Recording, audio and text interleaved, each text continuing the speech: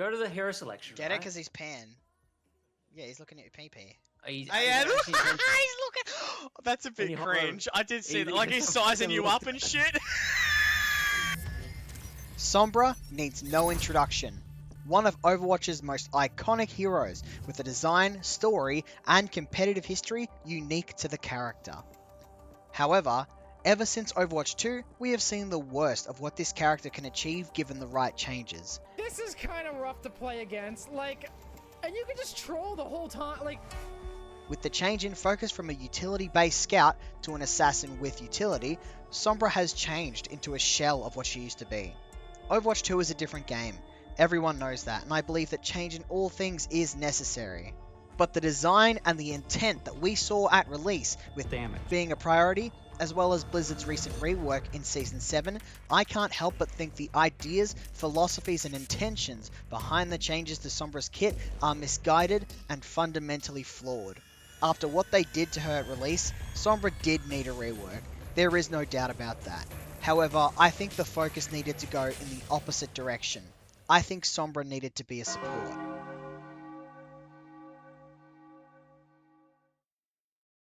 Who was Sombra? Well, in Overwatch 1, regardless of whether she was stronger or weaker in the meta, Sombra has always been a character based around dissection, utility, and infiltration. Sombra was significantly different from what she is now. For example, her stealth and her translocator used to be timed. However, I would argue that though her mechanics may have changed, the overall idea has remained constant, even today to a certain degree. Sombra was given infinite stealth and a permanent backdoor because it was supposed to encourage Sombra to plan and strategize in the enemy's back line, waiting for the correct moment to strike after careful planning and consideration. Some of the best aspects of Sombra and her prevalent use in pro play had to do with one key ability: Hack. Her hack is an iconic ability as it's incredibly impactful when applied correctly, being able to essentially reduce characters to a walking target, especially when applied to characters like Reinhardt and Brigittes, as a majority of their movement and defensive capabilities are made nullified as a result of hack.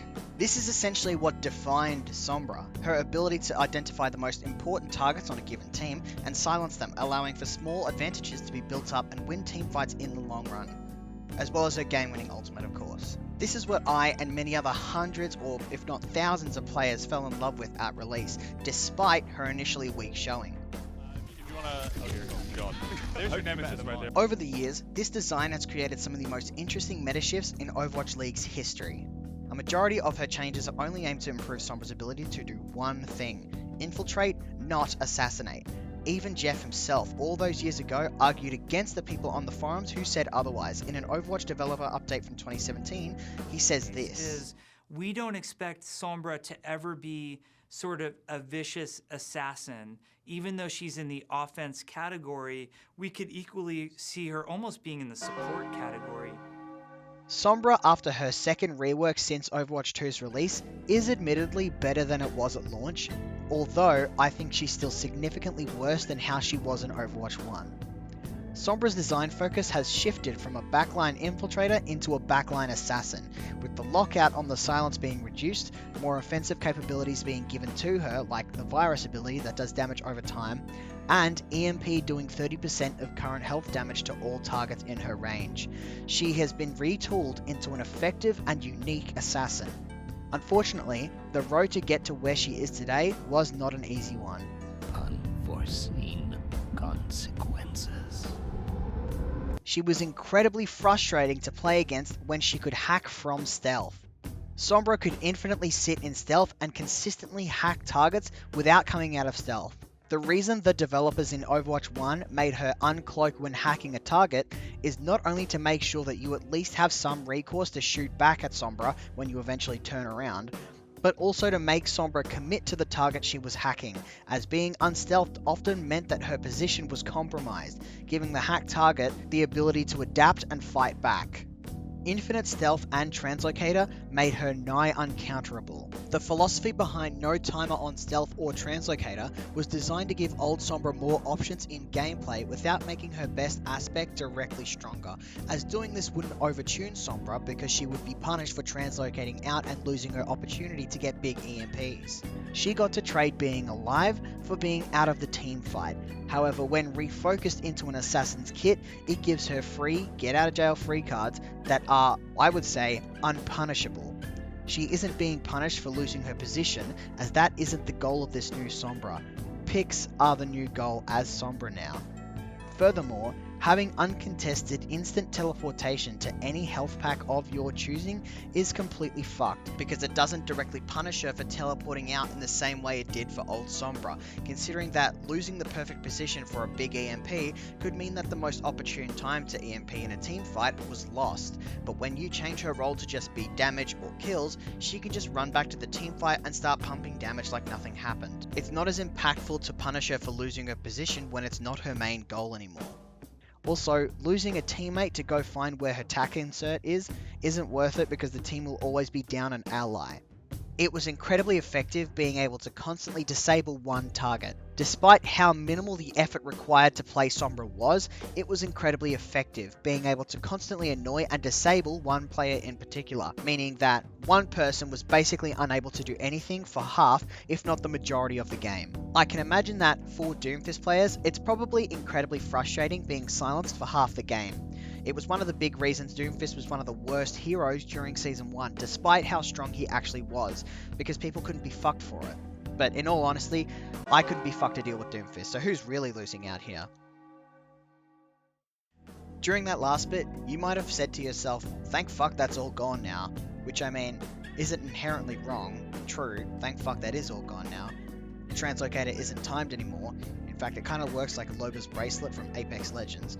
She can't hack from stealth anymore, although she can still re-hack heroes. There is now an added lockout on hacked heroes, meaning that she can't continually hack one person anymore, because it's just not efficient.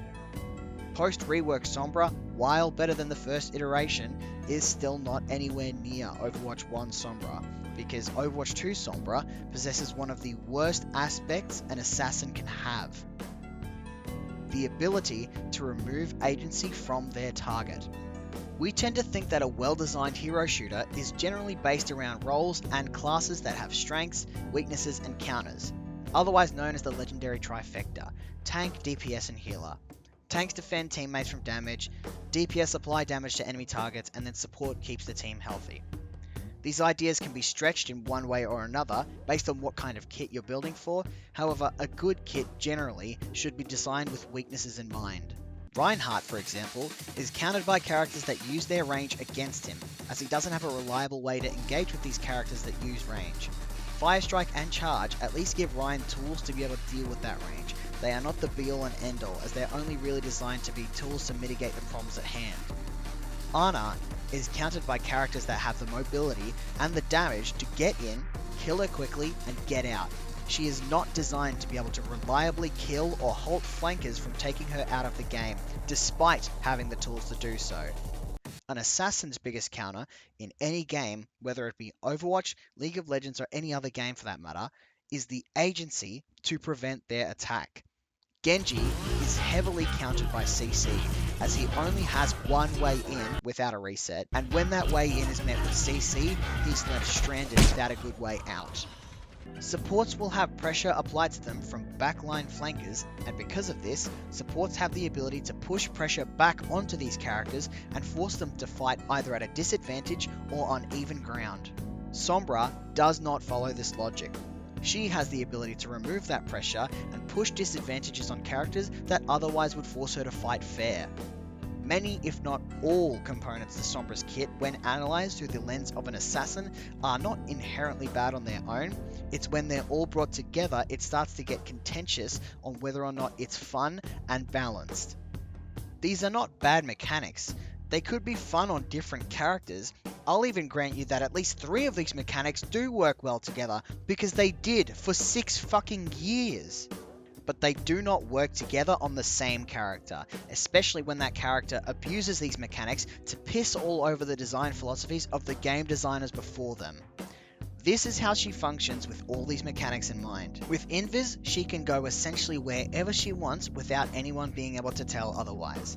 Come out of Invis, apply Hack and Virus with minimal warning to remove your ability to fight back and push debuffs on you, then kill you before you get a chance to use those abilities, Then after she's killed you, she will teleport out of the backline straight back into invisibility, where it's pretty hard to catch or punish her.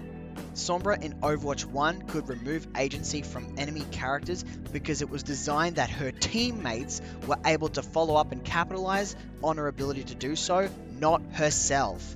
It does not matter how long or short the silence lasts for, being able to remove that agency for any amount of time, especially when she, as an assassin, is designed to kill people incredibly quickly, is broken by its very nature.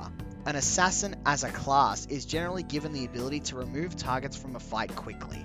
When you begin to give assassins utility, that is when they begin to break fundamentally. Sombra is and will always be fundamentally flawed in her current state by default, because a backline assassin with a silence, no matter how long or short, is unfair. I think that she has way too much utility for what she's been reworked into.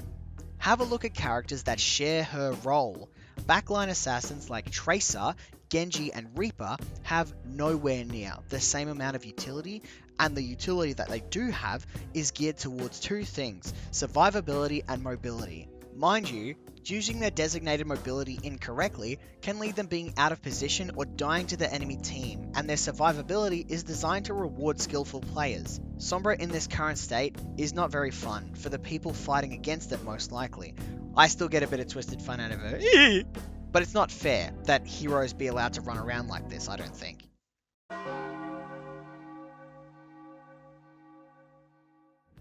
Reworking Sombra into a support is supposed to achieve two core ideas that I believe are wrong with the character today. Sombra's identity and how she is balanced today are actively at odds with each other. By reworking her into a support, Blizzard can not only keep her most iconic abilities without neutering them, but also preserve the identity of an undetectable information-based dissector. In Sombra's current state, having access to multiple options that remove agency from targets by silencing, stealthing, or teleporting into or out of the backline, while also being able to assassinate targets, will never work and leads to annoying and frustrating gameplay. Reworking her into a support will inherently fix a majority of the problems with her.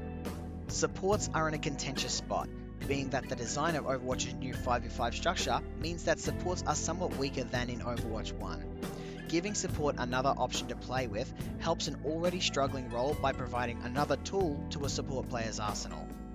I will say that I'm not here to peddle a kit or new abilities with the character, as I don't think it's relevant to the point that I'm trying to convey.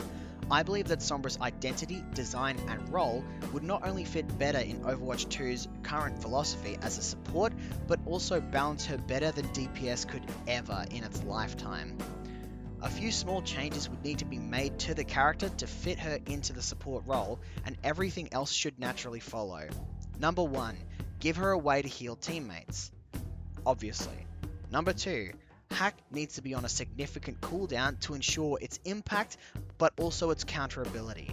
Number 3, all damage capabilities need to be reduced to fit in line with other supports, except Alari's damage, because it's fucking crazy.